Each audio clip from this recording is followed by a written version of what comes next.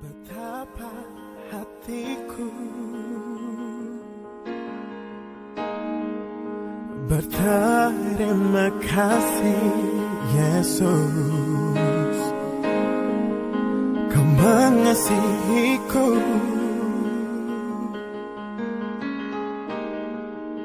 Kau memilikiku.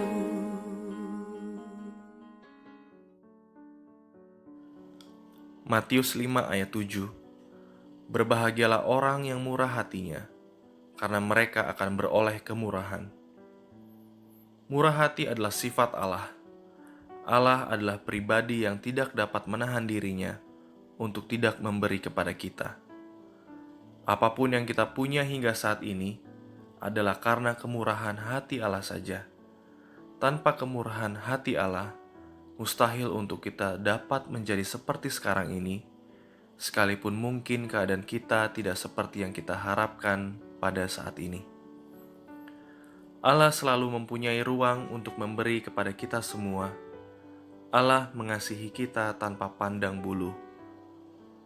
Barang siapa tidak mengasihi, ia tidak mengenal Allah, sebab Allah adalah kasih. 1 Yohanes 4 ayat 8. Allah adalah kasih, dan kasih itu adalah murah hati. 1 Korintus 13 ayat 4. Allah menginginkan kita juga dapat bermurah hati dan saling memberi kepada sesama. Di dalam kemurah hatian terdapat hati yang terbuka dan telinga untuk mendengarkan.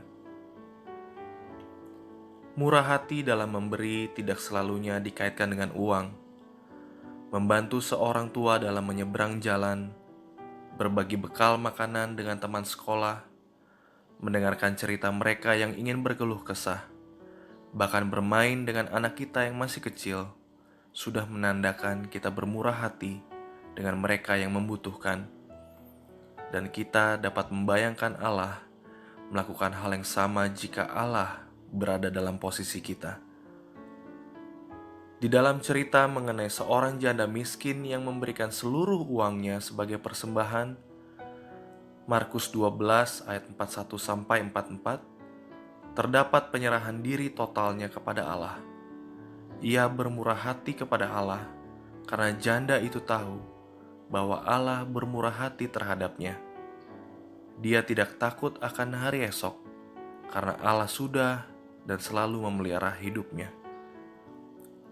Lain kata dari kemurahan adalah ketamakan.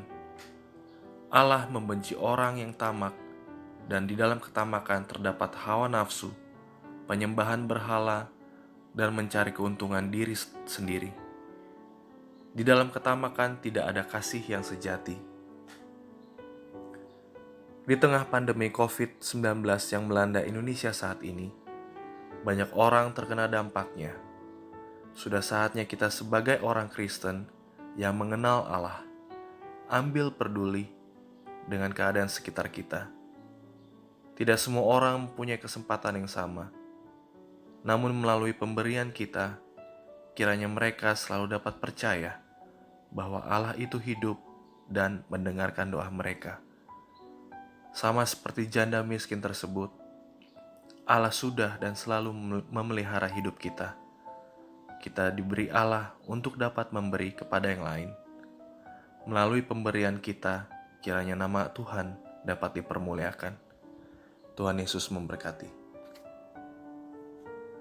Pakailah hidupku sebagai alatmu seumur hidupku.